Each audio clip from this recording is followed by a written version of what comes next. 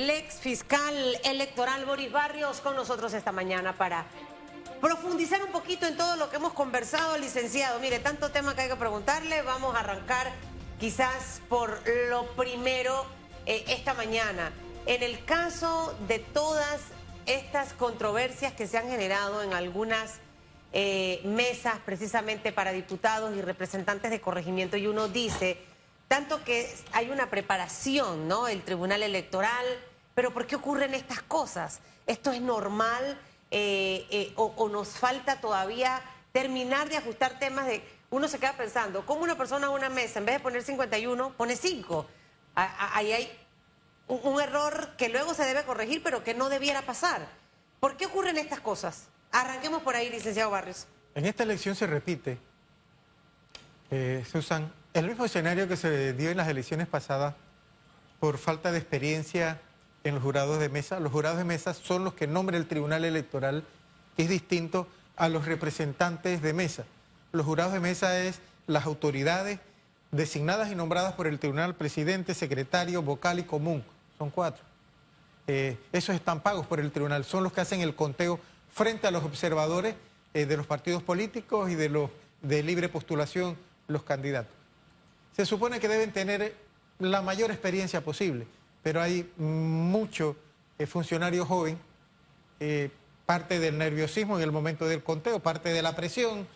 Sí, hay presiones en el momento del conteo, se cometen errores, tacha, se cambian los números, a veces los números no coinciden, pero no puede todo el observador de partido de libre postulación revisar cada una de las actas conforme a la suma exacta.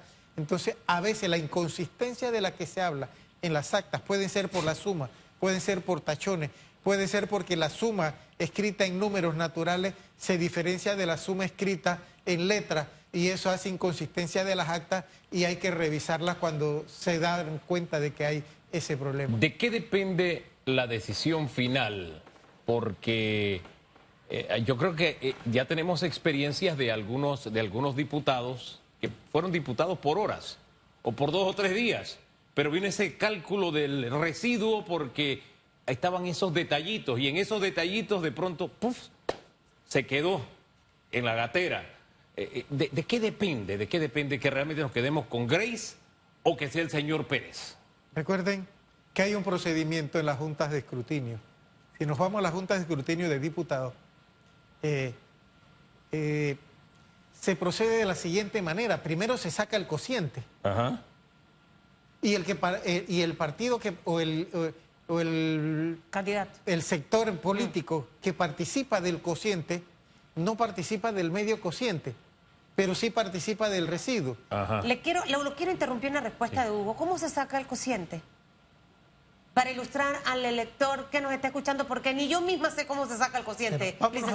Vamos a números redondos mentalmente que sea fácil. En un circuito electoral de 110.000 electores, votan 105.000 y 5.000 votos resultan anulables por nulidad, voto en blanco, y quedan 100.000 votos válidos, que es con lo que se inicia para poder determinar 100.000 votos válidos en un corregimiento pluri, donde hay 5 curules que distribuir. Entonces usted divide 100.000 entre 5 y eso le da el cociente. Dividir 100.000 entre 5 le da 20.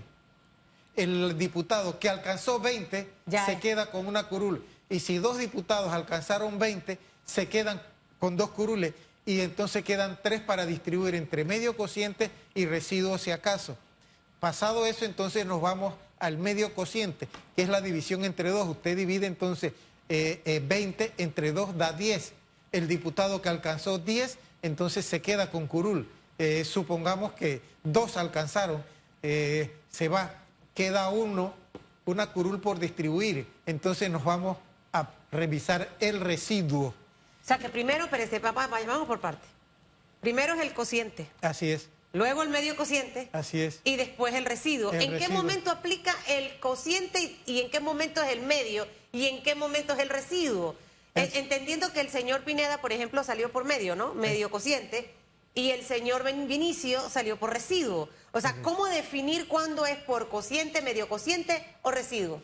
Lo tiene que hacer la Junta de Escrutinio y el primer escenario es determinar si algún candidato, después de sacar el cociente, eliminando los votos nulos, los votos en blanco, cuántos son los votos válidos, y a partir de ahí se hace la división dependiendo de los diputados que corren por ese circuito. En el caso de 5, entonces se divide. Ese es el primer escenario. Resuelto ese escenario, nadie alcanzó el cociente, entonces tenemos que ir al medio cociente. Son etapas.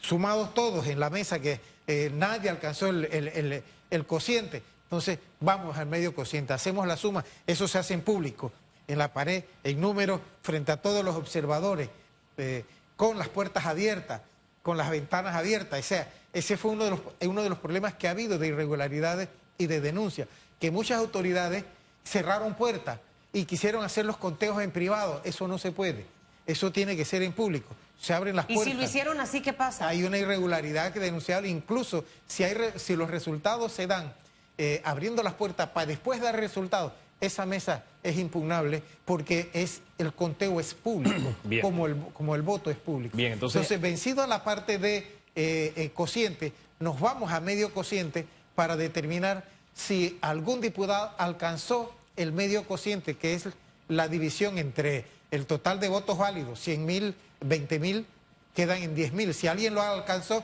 se hace la distribución. Cumplido esas dos partes, viene la parte difícil, si hay residuos, porque primero se establecen cuántos votos sacó por su partido o cuántos votos sacó el candidato por libre postulación por sí mismo, y si fue en lista para ver si obtuvo más, y si va en alianza, el partido de la alianza cuánto le proporcionó y va a la suma. Qué enredo, mire.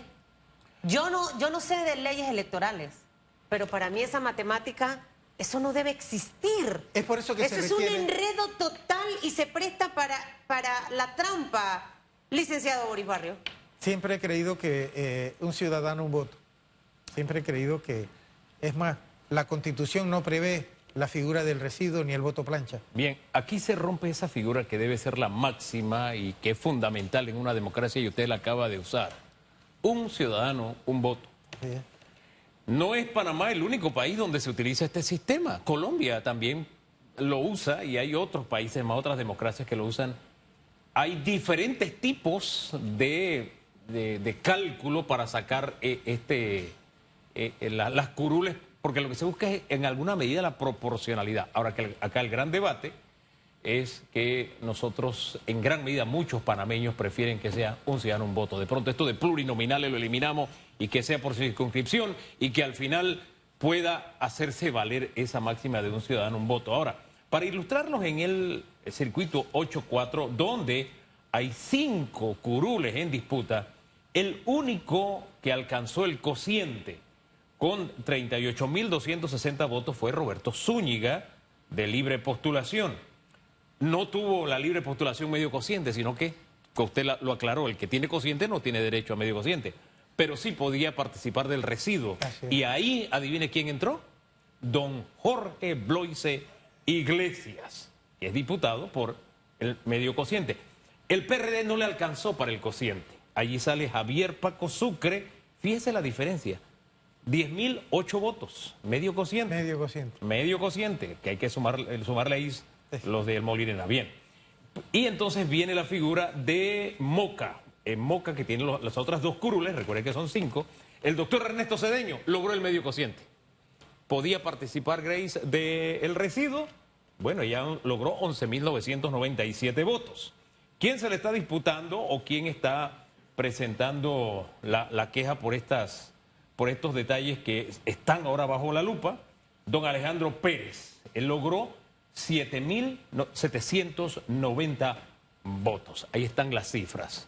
Usted necesitaría como ¿cuántos votos? Más de 3.000 votos para alcanzar a Grace.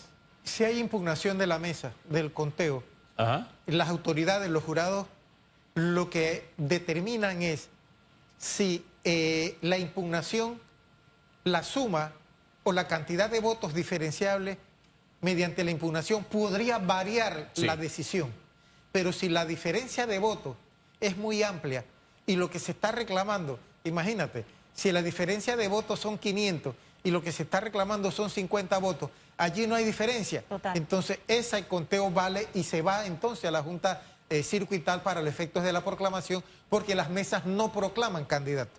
Las mesas determinan las actas y cierran actas, que las envían entonces a las juntas circuitales, y son las juntas circuitales las que hacen las proclamaciones de las candidaturas, haciendo la revisión. ¿En qué tiempo esto se hace, esa verificación, ¿no? Por la cantidad de mesas. Eso como pregunta 1. Y pregunta 2, como Hugo tiene los numeritos ahí siempre, él es el hombre, él nuestro TER, aquí en vivo y en directo, tomando de referencia lo que usted mencionaba hace un momento, que cada persona un voto. Si tuviésemos que tener la información de cuántos votos sacó, por ejemplo, el señor Zúñiga. Votos él, no de los del residuo, no por la división, no. Él fue el votos. único que alcanzó el cociente. Ajá. 38.260. Al final este tema de que un voto, una persona es un voto, ¿te consideraría que este quizás es uno de los retos? Porque en las alcaldías eso no lo tenemos. Obviamente está en estos circuitos plurinominales y en estos circuitos, perdón, es donde realmente está la concentración del voto electoral. Por eso es que al final se aplica justamente en circuitos como San Miguelito, el área de todo, Juan Díaz, Don Bosco, etcétera, ¿no? Oiga, y le añado ahí un detallito nada más de por qué yo le decía cuando había esa discusión de que él es un residuo y lo decían de manera despectiva. Yo le decía, no hable así porque es un diputado, punto.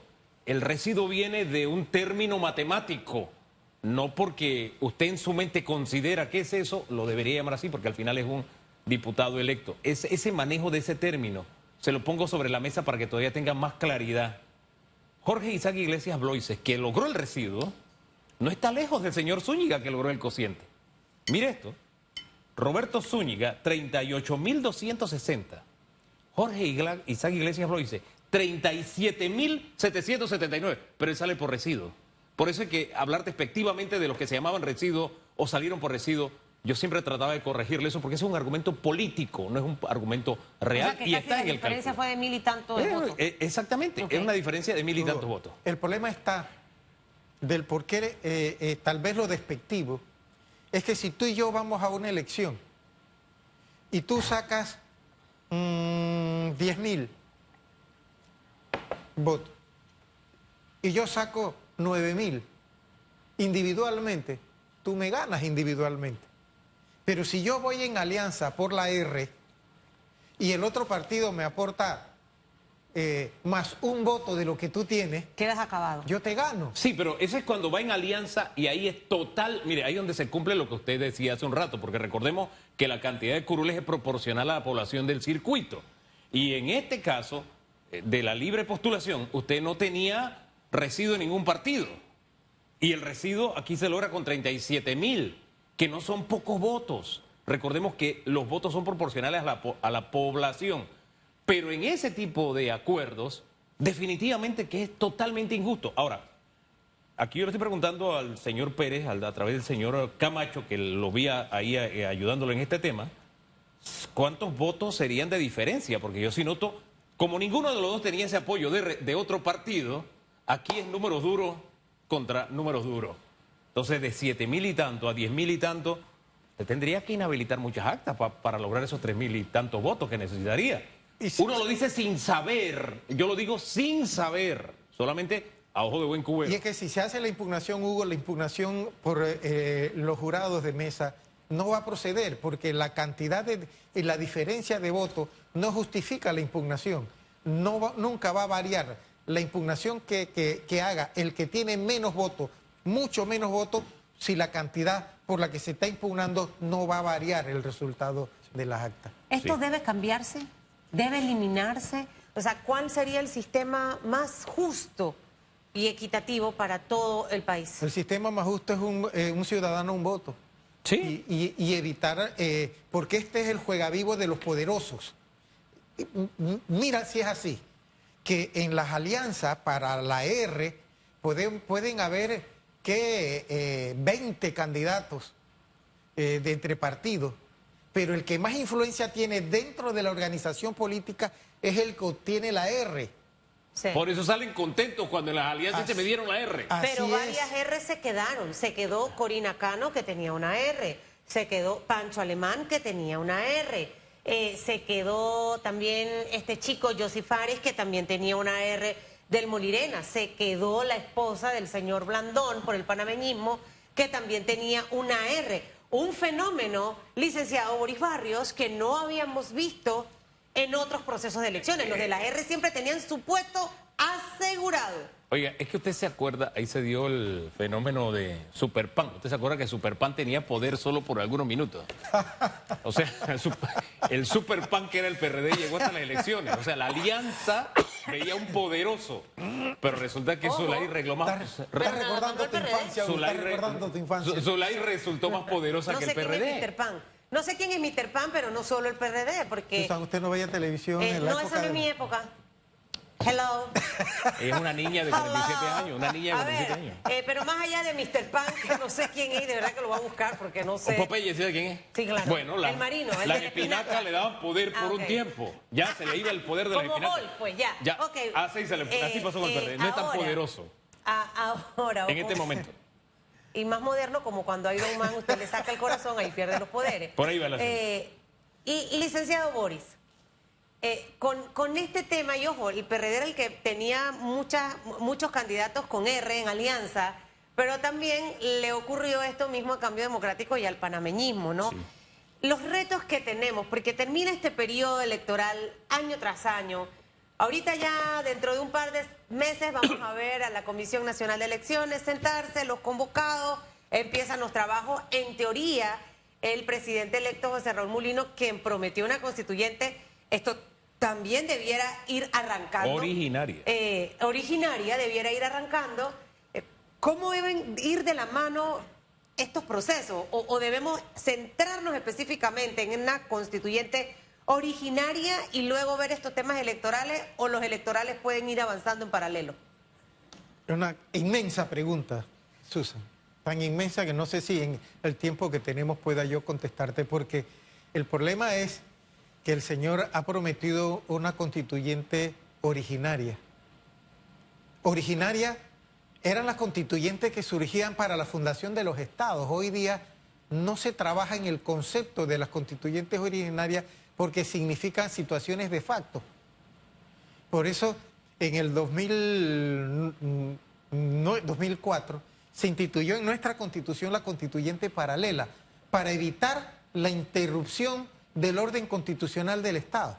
Pero ahora, lo que pasó en el 2004 es que el poder político en la Asamblea limitó la constituyente paralela al decir que esa constituyente no podía cambiar los términos ni las condiciones de los ciudadanos electos por votación popular o aquellos que tenían nombramiento por tiempo fijo. Y allí limitó y descabezó la constituyente paralela. Y la constituyente originaria se lleva todo, gobierna, crea un estado de facto. Esa es la paralela. Es la originaria. La originaria, ok. Yo le tengo un pánico horroroso a la originaria, porque significa que si nosotros estamos en manos de un dictador que declara una constituyente originaria, aquí las instituciones del Estado se fueron hasta que la constituyente rinda su informe, se apruebe y se tome la decisión. Y lo podemos llevar por calle todo, tanto lo bueno como lo malo, no habría diferencia. Entonces, frente a ese escenario, una constituyente paralela, ¿para qué tener una comisión de reformas electorales? Porque está por encima y al final la constituyente va a dictar una constitución que puede modificar, cambiar el texto constitucional actual en base a lo cual actúa la comisión de reformas constitucionales, que sería inútil frente a una aprobación final de una constituyente. Es complicadísimo hablar de esos términos. Yo estoy asustado. ¿Qué es lo que más le conviene a Panamá en este momento? De repente el señor José Raúl Mulino está escuchando. Yo creo que nosotros en este país, en estos momentos, frente a todo lo que ha pasado, no estamos para resolverlo frente a una constituyente originaria, porque aquí tenemos una crisis económica de país que tenemos que resolver primero. Ver cómo comemos, cómo se resuelve un problema del agua, de la luz, etcétera. Una constituyente paralela va a distraer el país a todo ese escenario, y una situación de facto es la que nos va a mantener hasta que ¿Y se cuál apruebe. sería la vía entonces para resolver y ver los temas de nuestra Constitución que se han quedado atrás? Mira, cuando se creó la idea de la constituyente paralela era para que el gobierno siguiera funcionando y la constituyente paralela estuviera trabajando, que al final tiene que presentar una propuesta de constitución que tiene que ser aprobada mediante referéndum por el país, lo que legitimaría la decisión tomada, no por los constituyentes, sino por el país en su poder público, Oiga, las elecciones. Y ahí hay un detalle importante. Usted se acuerda, Susan, ayer conversábamos con uno de nuestros invitados y le decíamos, este es el momento para discutir el tema de la Constitución. Y cuando hablábamos de momento es por el tema inversiones, etcétera, generación de empleo, qué sé yo. Y él dijo, no, el momento no es este. Pero tenemos esa tarea pendiente. Es correcto. Y el mejor ejemplo, para que usted vea que hablamos con hechos, es Chile. Así es. El mandato del señor Boric, ya han tenido 3 discusiones continuas del tema constitucional. Así es. Mire cómo anda la economía de Chile, porque el que va a invertir dice, yo no sé qué va a salir de ahí, yo pongo mi plata después que deciden. Y en esa decisión se han tomado 4 años. Esto para que usted tenga elementos de, como ciudadano, porque al final los ciudadanos también tenemos derecho en el tema de elegir qué tema de constitución nos queremos dar. Si es que hay una revolución y hay una originaria, bueno, ya es otra cosa. Pero no ha habido una revolución que, insisto, y ese detalle es importante, tendría el poder de poner en suspensión los 3 órganos del Estado, incluido el propio Ejecutivo. Así es. Entonces, se pone por encima de todos los órganos para que, como soberano, pueda decidir. Esos detalles hay que manejarlos y hay que conocerlos. Delicadísimo. Gracias, don Boris. Se nos quedan los retos para cambiar en el código electoral, porque hay cositas que están pasando que ya tenemos que ir como haciendo la agenda de temas que tenemos que corregir. Hugo, ese es un tema también tremendamente Amplísimo. delicado por todo lo que ha pasado en este proceso electoral, por las cosas, los vacíos legales, las previsiones constitucionales. Dios, y el fallo donde nos deja, todo eso habría que analizarlo y es propio de una comisión de reformas constitucionales, pero en el sentido correcto y no manipulado. Sí, y no manipulado en la Asamblea. Insisto que hay doble manipulación política. Ahí están los partidos políticos con voz y voto. Están los diputados con voz y voto en la comisión. Después va a la Asamblea y dice, y la cambia. Oye, pero si usted tiene doble participación cuando se elaboró, ahí hay que ser serios. Pero en fin, gracias, don Boris, por habernos acompañado. Que le vaya muy bien. Gracias a ustedes por la invitación.